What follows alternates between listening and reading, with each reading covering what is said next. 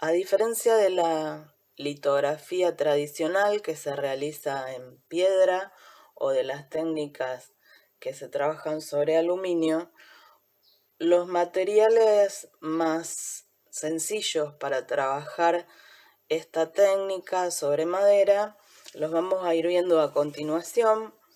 Y primero es interesante analizar un poco las posibilidades de los terciados o fenólicos, también los llamamos acá en Argentina, que son los que tienen un espesor mayor y están adheridos con ese pegamento, por eso se llaman así. Conseguimos terciado de Guatambú, que es esta madera clara, que tiene poca fibra marcada en sus vetas, es bastante compacta, semidura y se puede trabajar muy bien. Si la lijamos bien, tenemos una muy buena superficie para dibujar y hacer manchas. Esta otra es madera de huayca, es una madera en Misiones, se usa para embarcaciones y resistente a la intemperie. Por eso es interesante trabajarla cuando hay que hacer trabajos de gran tamaño. En el caso de hacer trabajos pequeños es difícil sostener los detalles porque tiene muy marcadas las fibras y a veces también tiene nudos y marcas en color con vetas más oscuras. Y después también se consigue lo que llamamos cedrillo o cedro, que tiene una veta muy vertical, pero si la lijamos bien también puede funcionar bastante bien para trabajar en pequeños formatos. Lo importante es que esté en buenas condiciones, cortarla en la medida en que necesitamos y después proceder al lijado para abrir las fibras. Eso va a facilitar que después nuestro material de dibujo se adhiera bien a la superficie de la madera y no se desprenda cuando vayamos a estampar. Para eso vamos a utilizar lijas a partir de 220 y después algunas lijas más finitas, 320, 360, 400 si fuera necesario. Pero con esos números nos podemos manejar bien y obtener una superficie bastante lisa y pulida. Entonces, primero procedemos a lijar con la lija de 220, la más gruesa, a favor de la veta. El lijado podemos hacerlo manualmente o podemos hacerlo también con una lijadora eléctrica. Una vez que hicimos un lijado que suavizó la superficie, vamos a dar una terminación con la lija más fina.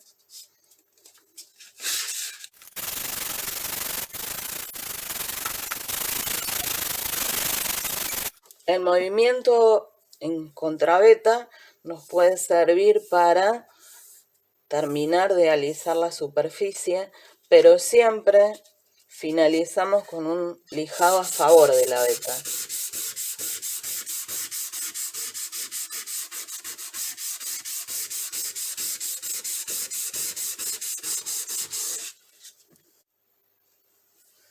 Continúa lijando por algunos minutos más.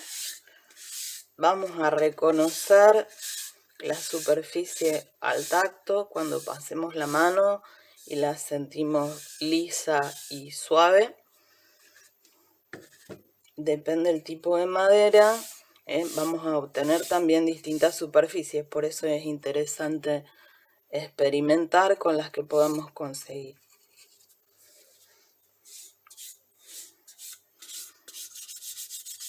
Polvillo es bien fino porque terminé con la lija más finita.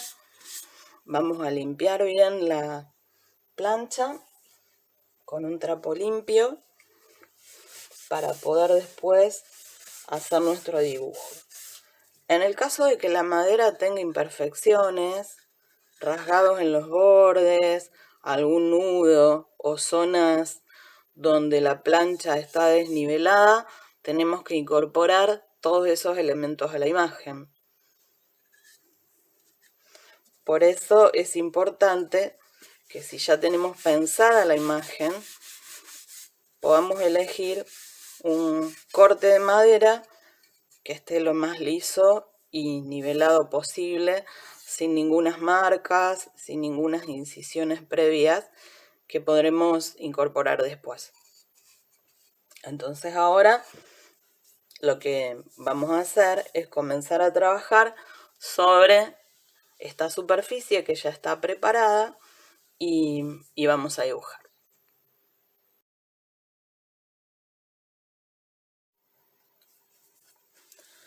Para dibujar sobre nuestra placa podemos utilizar marcadores indelebles, finos o gruesos. Hay que probar las distintas marcas. Según el solvente que tienen, funcionan algunos mejor que otros. Podemos trabajar con estos tipos microfibras. Podemos usar plumas como herramientas, pinceles de distinto tipo, inclusive pinceles alternativos como por ejemplo este que es de maquillaje, de rímel, palitos de madera cortados con distintas puntas. Todos los materiales que ustedes utilicen para hacer un dibujo a tinta lo pueden utilizar prácticamente todos sobre la madera. Y en lugar de tinta, lo que vamos a utilizar son materiales acrílicos para dibujar y manchar. Los materiales que nos funcionan mejor, a diferencia de lo que sería la tradicional litografía, que se dibuja con materiales grasos sobre la madera, y según lo que yo estuve investigando y haciendo pruebas, para iniciarse son los materiales estos acrílicos o indelebles, que funcionan muy bien y que dejan huellas bien visibles. Yo utilizo un brillo acrílico para pisos. Acá en Argentina se consiguen en distintas marcas. Es para pisos cerámicos, que viene líquido en distintos colores. Cualquiera de los colores puede servir. El negro funciona con más contraste, entonces si tenemos una madera un poco oscura nos va a ayudar en la visualización, o si tenemos una madera como esta huayca con manchas nos ayuda a ver mejor las marcas que vamos dejando. También podemos usar acrílico común con el pincel, barniz acrílico brillante, y acá tengo una mezcla de el ceramicol, ese brillo acrílico para pisos, mezclado con el barniz acrílico para conseguir una consistencia intermedia. Yo puedo ir graduando la consistencia al mezclar el brillo acrílico, que tiene una consistencia como de tinta para poder usarla con los plumines, con el barniz acrílico, que tiene una consistencia bastante cremosa. Entonces, en esa mezcla podemos obtener distintos tipos de marcas y de manchas. Para trabajar con la pluma directamente mojamos la pluma en el brillo acrílico, y según la carga que vayamos dejando, esas marcas van a ser más intensas en el momento de imprimir o van a ser más sutiles. Con este plumín las líneas son bien finitas. Si utilizo una pluma un poco más gruesa, voy a obtener otro tipo de líneas también, ¿no?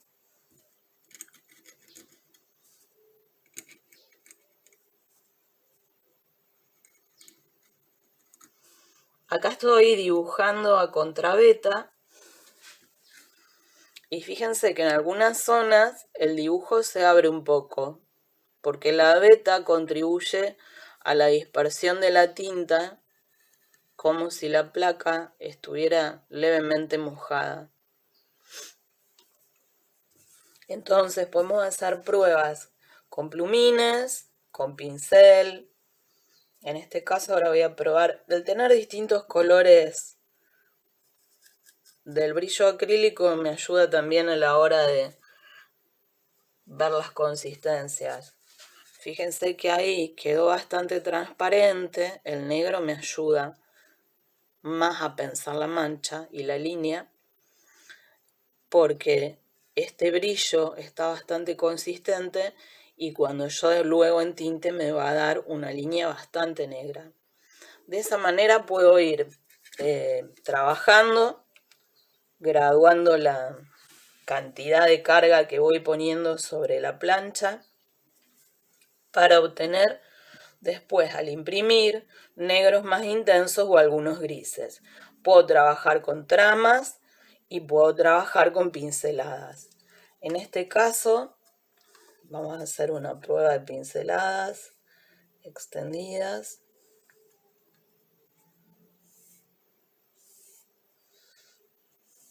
Más abiertas y menos abiertas.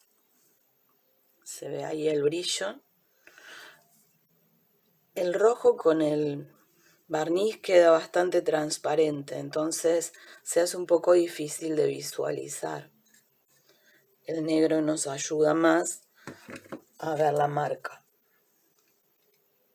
La pintura acrílica también anda muy bien. Ahí queda un grumito. Puedo aprovechar si quedan burbujas y también puedo utilizar para absorber o para secar y graduar la intensidad del gris, algodón, papel tisú o hisopos. De esta manera podemos hacer todo el dibujo con estos elementos sencillos y luego vamos a continuar con lo que sería la parte de la fijación o engomado.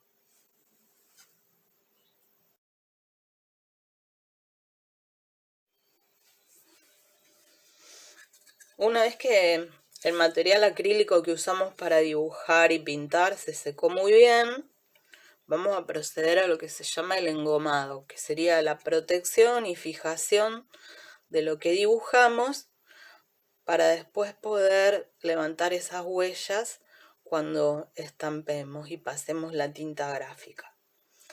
Entonces, para eso vamos a utilizar una pinceleta y goma arábiga. Esta goma protectora se puede comprar preparada en las casas donde venden productos para gráfica, se utiliza para offset, pero después les voy a dar algunas alternativas, porque también encontré que en estos trabajos sencillos es posible estampar sin haber fijado con goma. La goma nos va a proteger el dibujo, va a fijarlo. Cuando trabajamos con materiales grasos, pueden ver que muchas veces se entalca el diseño, el dibujo, antes de engomar. En este caso, como trabajamos con materiales acrílicos, que yo completé algunos trazos diferentes para que después se vean en la prueba, no es necesario entalcar. Lo que vamos a ver es que probablemente cuando vamos pasando la goma, que es al agua, esta dilución, se abre en las zonas donde yo coloqué la tinta que usé para el dibujo, ¿no? El material acrílico que usé para dibujar y pintar. Entonces vamos a generar esta capa protectora con goma.